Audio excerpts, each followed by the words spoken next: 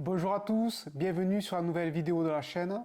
Suite à la sortie de la vidéo sur Mélissa et Mathieu, parents de Justin, un petit garçon de 11 ans autiste, j'ai reçu des témoignages de mamans qui m'ont décrit leurs difficultés au quotidien. Certaines même vivent un enfer. Cette vidéo est consacrée à deux sujets qui sont liés à l'autisme, le quotidien des familles, l'école inclusive et le statut précaire des AESH. Ce sont les accompagnants d'élèves en situation de handicap. Pour les témoignages, j'ai modifié le prénom par respect pour les familles. Je remercie Liam et Sani qui ont lu les différentes lettres. Afin de sensibiliser le plus de personnes possible et surtout les politiques, je vais essayer d'aborder le maximum de points. Quand le diagnostic tombe, c'est un coup de massue, car malgré les doutes, on espère toujours que ça ne tombe pas sur nous. Voici les conseils de Mélissa et Mathieu qui sont passés par cette épreuve. À vous, futurs parents, dans ce cas, restez soudés pour votre enfant et votre famille. Faites-vous aider par vos proches ou vos amis. N'hésitez pas à suivre une psychothérapie pour encaisser le coup. Participez au groupe de parole dans les associations afin d'échanger avec les autres familles. Faites des formations au CRA pour apprendre des outils qui vous aideront dans votre quotidien. On va parler d'abord du comportement de l'enfant. Alors, il varie sensiblement en fonction de l'âge. Dès que l'enfant n'arrive pas à gérer ses émotions, qu'il a une frustration, les parents sont confrontés à des hurlements, à un enfant qui casse tous les objets sur son passage, à de la violence envers les parents, envers leurs frères et sœurs, ou de l'autoviolence. Exemple, un enfant qui se tape la tête contre le sol. Et un enfant qui peut se mettre en danger. Les soins. Pour apprendre à vivre avec leurs troubles, les enfants ils ont besoin de soins. Psychologues, ergothérapeutes, psychomotriciens, neuropédiatres, orthophonistes. C'est là où ça se complique pour beaucoup de familles. Les démarches administratives et le manque de professionnels libéraux. Pour les familles qui sont sur liste d'attente et qui ne bénéficient pas du CESAD, c'est le service d'éducation spéciale et de soins à domicile. Il faut plusieurs semaines pour trouver des professionnels libéraux pour effectuer les soins et des mois avant de percevoir une partie de la prise en charge des soins. Et en plus de ça, tous les 18 mois, il faut refaire un bilan de santé. C'est un dossier de plus de 30 pages à compléter appuyé par des certificats médicaux. Ce n'est pas gratuit, entre 180 et 250 euros. Dans tous les témoignages que j'ai eus, il y a un message au gouvernement. Il serait bien à l'avenir de moderniser le traitement des dossiers de santé afin que les familles, déjà débordées par le planning familial, n'aient pas à perdre des jours pour compléter à chaque fois le même dossier. Et en plus de cela, le dossier est traité avec 6 mois de retard, voire plus. Une facilitation des dossiers. Je comprends pas pourquoi ça s'informatise pas tout seul, ça, en fait. Puis surtout qu'il y ait un endroit unique, c'est-à-dire qu'effectivement, comme on disait tout à l'heure, à un moment donné, s'adresser au rectorat pour ça, s'adresser à la CAF pour ça, s'adresser au CESAD pour ça. L'enfant à l'école. Les enfants sont accompagnés par un ou une AESH. Ce sont des accompagnants d'élèves en situation de handicap. Lorsqu'il manque des AESH, les parents doivent se débrouiller pour garder les enfants à la maison. Chahine a 8 ans. Il est scolarisé en CE1 dans une école de Sevran. Le petit garçon a un trouble du spectre autistique. Il a besoin de la présence en classe d'une AESH, une accompagnante d'élèves en situation de handicap. T'es content d'aller à l'école, Chahine? Il y va, il n'y a pas de crise, il est content d'y aller. Donc, non, il adore l'école. Le problème, Chahine ne va en classe qu'1h30 par jour. C'est le temps de présence de son accompagnante scolaire. Il devrait pourtant être à l'école 20 heures par semaine. C'est encore une fois de l'injustice. Grâce aux soins des professionnels libéraux et à l'accompagnement des AESH, beaucoup d'enfants autistes arrivent à s'adapter au milieu scolaire. Mais souvent, les efforts qu'ils fournissent toute la journée pour être comme les autres se traduisent le soir par des crises importantes afin de décharger toute la frustration accumulée le long de la journée. Sur des journées entières, c'est qu'émotionnellement parlant, c'était beaucoup trop lourd pour lui. La concentration, il a une hyperacousie, donc il entend tout plus fort que tout le monde. Il est dans le privé sur Saint-Gaudens, des classes de 28 élèves. Ça crie évidemment une classe d'enfants. Donc la concentration lui prend énormément d'énergie et on en revient à ce qu'on disait au départ, l'autoviolence peut arriver. Maintenant, les parents. Quand les enfants sont très petits et quand il n'y a pas le CESAD, un des parents, souvent la maman, doit réduire son temps de travail pour accompagner les enfants aux nombreux rendez-vous médicaux prévus dans la semaine qui peuvent prendre plus de 10 heures sans compter le temps de déplacement. Ce passage à temps partiel génère des pertes financières puisque le proche aidant n'est pas rémunéré. D'ailleurs, il faudrait que nos politiques s'intéressent à ce sujet. On pourrait créer le même système que le congé parental d'éducation, car le besoin il est vraiment réel. Petit message au papa, il n'y a pas que le côté financier. La maman a besoin d'un papa à 200% le soir, comme Mathieu dans le reportage que j'avais fait, qui doit la relayer dans la gestion des crises ou des tâches ménagères afin de la soulager et qu'elle puisse recharger la batterie pour la journée suivante. On va parler un peu argent, les frais financiers supplémentaires. En plus de la perte de salaire, exemple Mélissa c'était 400 €, les familles doivent prendre en charge les frais de santé non couverts par les compléments de l'allocation d'enfants handicapés, presque 200 € par mois. Les bilans annuels, 200 € et certaines formations essentielles, entre 500 et 600 €. Un sujet important, c'est la santé maintenant. Ce qui revient dans les divers témoignages, c'est la dégradation de la santé des parents, physique et mentale. Les parents doivent gérer le planning familial avec tous les rendez-vous médicaux, font face à un manque de sommeil quand les crises surviennent pendant la nuit, doivent rester vigilants pour protéger les enfants, et cela, ça peut aller jusqu'à la dépression. Petit message aussi aux employeurs de ces parents. La loi ne vous y oblige pas, mais faites au mieux de vos possibilités pour adapter les horaires de vos employés afin de les soutenir. Maintenant, je vous laisse écouter les témoignages. Je m'appelle Tess, j'ai 10 ans, je suis TND et TDAH, on peut dire aussi neuroatypique. Mes fins de journée, ce n'est pas de profiter avec maman. Non, c'est une course contre la montre pour aller chez l'orthophoniste, la psychomotricienne, la psychologue, la psychiatre. Je vois bien que maman est fatiguée et sur les nerfs, et ben oui, c'est normal, elle a fait la nuit hier soir. Elle est aide-soignante à l'hôpital. Après que maman nous a emmenés à tous ces rendez-vous, il faut vite rentrer faire les devoirs, faire la douche et tout repréparer pour demain car il y a encore école, puis maman refait la nuit le soir. J'aimerais bien que maman me mette du vernis, me coiffe, mais elle me répond « pas le temps, je suis fatiguée ». Je sais, et ma soeur aussi, qu'il faut qu'elle aille travailler, car sinon avec papa qui travaille aussi, on ne pourrait pas avoir les soins qu'on a besoin. Des fois, les rares week-ends où maman ne travaille pas, on peut prendre le temps de profiter des uns des autres. Moi, j'aimerais que maman ne soit pas toujours fatiguée et que l'on puisse faire des activités ensemble. Alors du coup, c'est plutôt avec papa le week-end et maman quand elle est en vacances. Mais souvent, c'est là qu'il y a les plus gros rendez-vous. Par exemple, une hospitalisation pour mon apnée sévère du sommeil, car en travaillant, il n'y a qu'à ces moments-là que j'ai le temps de discuter et de câliner avec maman. Je l'ai rien que pour moi. Je m'appelle Chana, je suis maman de 2 enfants de TSA, un garçon de 4 ans, également TDAH et dyspraxique, et une petite fille de 2 ans qui a une forme un peu plus légère.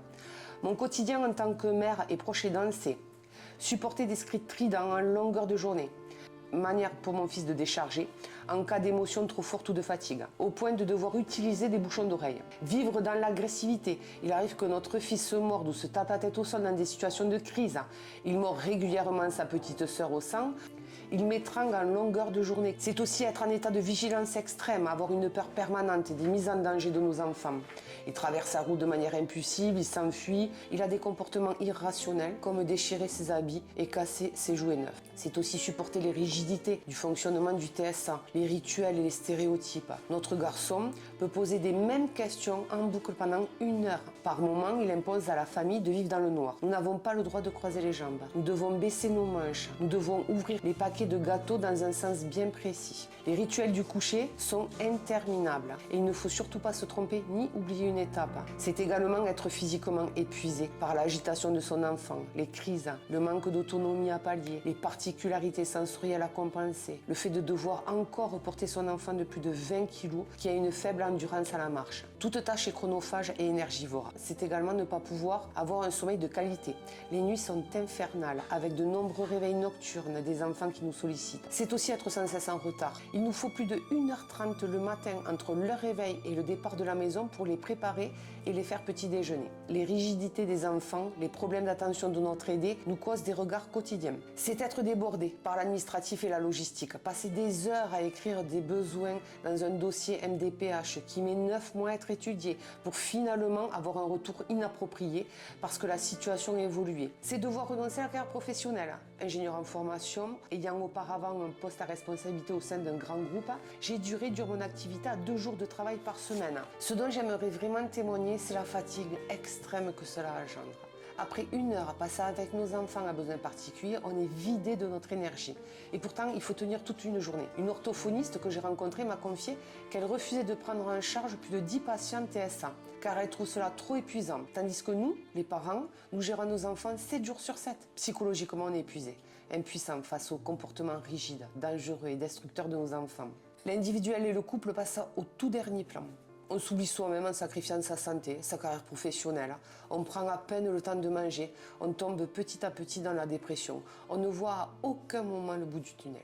Je tiens à préciser que je participe parfois à des groupes d'échange entre parents TSA et je constate que dans 90% des cas, les papas sont complètement désengagés de la situation. C'est donc souvent la maman qui prend, seule et sans soutien, tout le reste à charge, et ce, au détriment de son propre bien-être et de sa santé. Après ces témoignages sincères et touchants, on va s'intéresser à l'école inclusive et le problème du statut des AESH qui accompagnent les élèves. Tout d'abord, quand même, un point positif. L'école inclusive, ça fonctionne quand l'accompagnement est là. Cette partie de la vidéo est constituée de 2 témoignages. Celui d'Evelyne, AESH à Montauban, dans le Tarn-et-Garonne, et Marion, une institutrice dans une commune du Lauragais à 30 km de Toulouse. Je souhaite remercier Evelyne et Marion pour le temps accordé. J'ai ajouté des extraits de vidéos des divers réseaux et de la télévision pour illustrer et vous permettre de vous faire une idée plus précise de l'importance de l'école inclusive pour nos enfants, mais aussi de la fragilité du système. Evelyne, AESH dans une école de Montauban. Voici son message. Bonjour, je m'appelle Evelyne, je suis AESH dans une école à Montauban. AESH, c'est un métier choisi par vocation, envie d'aider, de soutenir des enfants en difficulté et contribuer à l'école inclusive. C'est un métier majoritairement féminin et souvent une reconversion professionnelle. Voici les qualités nécessaires pour être une bonne AESH. Avoir de l'empathie, avoir de la patience par rapport au temps d'adaptation de l'enfant, savoir créer un climat de confiance, savoir écouter, être discrète, aimer le travail en équipe. Comment j'accompagne les enfants? Voici mes tâches au cours de la journée. Aider l'élève à comprendre les consignes, reformuler les explications de l'enseignant, aider à l'écriture, soutien à l'autonomie avec utilisation du matériel, soutien pour les gestes au quotidien, toilettes, récréation, cantine, sport, etc. Gérer les crises d'anxiété, lui parler calmement, l'isoler dans un espace calme. Veiller à sa sécurité et le rassurer. Alors là, je vais écrire à sa place déjà. Donc je dois noter tout ce qui est dit, tout ce qui est fait et essayer de le faire participer un peu plus parce qu'il sait, il connaît tout ça. Donc le mettre un peu en confiance. Il y a une relation de confiance de toute façon qui se met en place. Même si on ne le veut pas, il y a un attachement qui se fait où ils vont nous raconter leur vie à la maison, leur vie avec les copains. Ça ne se résume pas au cadre de l'école. On arrive à travailler mais 1000 fois mieux quand les élèves nous font confiance et quand ils ont l'impression de pouvoir tout nous dire. C'est très important. C'est un de mes anciens élèves, il voulait venir en cours avec une hache parce qu'il était harcelé. Il n'en avait parlé à personne, c'est à moi qu'il est venu le dire, qu'il n'en pouvait plus. Et on a réglé le problème, tout s'est bien passé. Mais voilà, la confiance va jusque-là, c'est que quand ils ont un mal-être, du coup, ils viennent nous voir, nous. Je participe aux réunions de suivi éducatif avec les parents, les enseignants, les professionnels médico-sociaux. Au cours de ces réunions, on évoque le comportement de l'enfant, ses progrès, ses difficultés à l'école comme à la maison, afin de faire des ajustements si nécessaire. Ma parole est écoutée. Je peux m'exprimer pour faire part de mes observations. Ces réunions sont formalisées par un compte rendu officiel. Je suis fière de constater les progrès de l'enfant. Gain en autonomie, c'est une grande satisfaction. Clémence ne peut marcher que quelques minutes par jour. Les AESH sont donc aussi présents pour l'aider dans ses déplacements. Elle espère pouvoir un jour suivre les cours sans Séverine ni Fabrice. Oui, parce qu'en fait, si je continue à m'entraîner comme ça et écrire de plus en plus, au bout d'un moment, je me débrouillerai seule pour l'écriture. C'est vraiment le problème que j'ai, c'est l'écriture. Accompagner vers l'autonomie, c'est en effet l'une des missions des accompagnants d'élèves en situation de handicap. C'est pourquoi, sauf dérogation, ils ne peuvent rester plus de 2 ans avec le même élève. Alors c'est compliqué parce que c'est pas nos enfants évidemment, mais il faut quand même qu'on les aide au maximum. Il faut quand même qu'on soit là, présente. Et eux, ils s'attachent aussi à nous parce que finalement, on est les personnes qui voient presque le plus dans la semaine. Par contre, voici les inconvénients du métier d'AESH. Le nombre d'heures de formation, à peu près 60 heures, est faible par rapport à notre rôle. Nous avons un statut précaire, nous ne sommes pas fonctionnaires. J'ai un temps partiel de 24 heures par semaine, donc une faible rémunération aux alentours de 900 €. Je suis obligée d'exercer un second emploi de nounou pour subvenir aux besoins de mon foyer. Ce n'est pas mon cas, mais certains AESH sont affectés sur plusieurs établissements, ce qui est contraignant. L'école inclusive fonctionne car le travail est adapté à l'enfant, ce qui lui permet de trouver sa place et de participer à la vie de la classe dans un environnement bienveillant. Par rapport au métier d'AESH, j'espère que nous obtiendrons une meilleure rémunération, une reconnaissance plus importante du métier et un statut de fonctionnaire. Séverine est une ancienne secrétaire commerciale. Elle ne regrette pas d'avoir changé d'orientation, mais elle aimerait, en effet, voir sa profession mieux valorisée. Le métier d'AESH n'est pas vraiment reconnu. On a une formation qui dure 60 heures. On n'a pas vraiment des détails de tout ce qu'il y a comme problème de maladie, des dyslexies, etc. C'est vraiment très général. Pour nous, on aimerait vraiment voir évoluer ce métier, qu'il y ait une reconnaissance au niveau de la formation, au niveau du statut. Au niveau du salaire également. On a des AESH qui s'occupent d'enfants qui ont des troubles du comportement. Elles vont être griffées, mordues. On leur donne des coups de poing, etc. On les écoute. Quand elles nous disent qu'elles veulent nous avoir au téléphone, c'est que ça devient compliqué. Et à ce moment-là, on essaye d'organiser l'accompagnement de l'enfant en faisant en sorte qu'il y ait 2 AESH pour que chacune n'ait pas à supporter toute cette charge émotionnelle et puisse souffler un petit peu en accompagnant un autre enfant. Elles font un travail assez extraordinaire dans des conditions parfois difficiles parce qu'il y a des accompagnements qui sont vraiment durs. Merci Evelyne pour ton témoignage. Vous aussi, n'hésitez pas à partager votre point de vue en mettant des commentaires. Voici le témoignage de Marion, institutrice en classe de CE2. Bonjour, je m'appelle Marion, je suis institutrice en classe de CE2. L'école inclusive est devenue beaucoup plus concrète. Des élèves qui auparavant auraient été en grande difficulté dans une classe ordinaire peuvent aujourd'hui y trouver leur place. Cela fait 8 ans que j'enseigne en coopération avec des AESH avec la montée en puissance de l'école inclusive. J'ai dû évoluer dans ma façon d'enseigner pour m'adapter. Par contre, je n'ai eu aucune formation spécifique pour travailler en parfaite coordination avec les AESH. Au départ, il y avait un manque de cadre par rapport au rôle de chacun. Au quotidien, nous échangeons surtout de manière informelle, souvent sur des temps très courts, avant la classe, parfois en récréation, si c'est possible. Je précise les objectifs de la séance et les aides attendues pour l'élève. L'AESH intervient ensuite auprès de l'enfant en fonction de ses besoins. Les AESH sont indispensables pour l'inclusion. Par exemple, j'ai un élève autiste qui suivait globalement les apprentissages, mais avait besoin d'un accompagnement constant pour s'organiser, se canaliser et gérer ses temps de pause. Il devait parfois sortir marcher dans la cour ou manipuler des objets apaisants avant de revenir au travail. Sans AESH, sa scolarisation dans la classe aurait été très compliquée. Elle va me donner des points méthodes, c'est-à-dire par exemple comment présenter des cours, etc. Vraiment des choses très utiles. Ce qui est vraiment bien, c'est la complicité qui s'est installée entre nous deux, la confiance. Mais cette confiance a pris du temps à s'installer. Il s'est un moment opposé à l'aide d'une AESH. Aujourd'hui, Nathan est en terminale S et il voit le travail de Séverine différemment. Et je pense que ça doit être un plaisir pour un ou une AVS de voir un enfant grandir, s'épanouir, de le voir progresser. Et c'est vraiment des personnes importantes dans la société, même si malheureusement ce n'est pas un métier qui est très bien considéré. La présence des AESH permet à l'enseignant de maintenir une dynamique de classe, tout en répondant aux besoins très spécifiques de l'enfant. Mais pour certains élèves, le manque de temps pour échanger avec son AESH complique la mise en place d'un travail fluide. C'est une vraie limite, d'autant plus que beaucoup d'AESH interviennent sur plusieurs classes ou plusieurs écoles. Clémence souffre d'une maladie génétique rare qui touche principalement les articulations. C'est pourquoi elle a 2 AESH pour ne jamais être seule en classe. Elle bénéficie aussi de l'appui d'un éducateur spécialisé.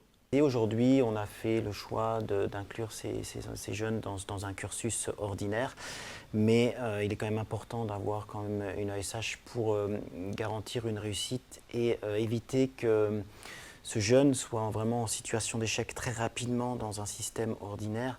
Et aujourd'hui, il en manque beaucoup. Les choses se compliquent à cause des changements fréquents des AESH d'une année sur l'autre. Ensuite, on ne peut pas demander aux AESH de faire des heures supplémentaires connaissant leur contrat précaire, temps partiel, rémunération faible. Quand j'ai commencé en 2011, j'avais 12 heures par élève, maintenant j'en ai plus que 6. Avant, c'était individualisé. Maintenant, c'est mutualisé, c'est-à-dire qu'on doit s'occuper de plusieurs enfants pendant le même cours. Ça va de 2 à 3, voire 4 s'il y a besoin. Le nombre d'enfants handicapés qui sont scolarisés est en augmentation et on s'en réjouit. Après, c'est pas le tout d'être inclus au niveau de l'école. Effectivement, ce qu'il faut, c'est des moyens humains pour accompagner. Alors c'est vrai que sur les territoires, il y a aussi des difficultés pour recruter parce que le salaire n'étant pas très attractif, c'est moins qu'on puisse dire. Ouais. Évidemment, ils ont parfois du mal à recruter les personnes en fonction du nombre d'heures qui sont octroyées à l'enfant. En tant qu'institutrice, j'ai constaté que certains enfants ne sont pas adaptés pour l'école inclusive. Il leur faut une une structure d'accueil spécifique. Un TSA trop lourd peut désorganiser une classe tout entière quand l'enfant répète des crises toute la journée. Et c'est là où nous en sommes aujourd'hui, c'est que beaucoup d'élèves MDPH se retrouvent en école ordinaire alors qu'ils devraient être soit en Ulysse, soit en IME.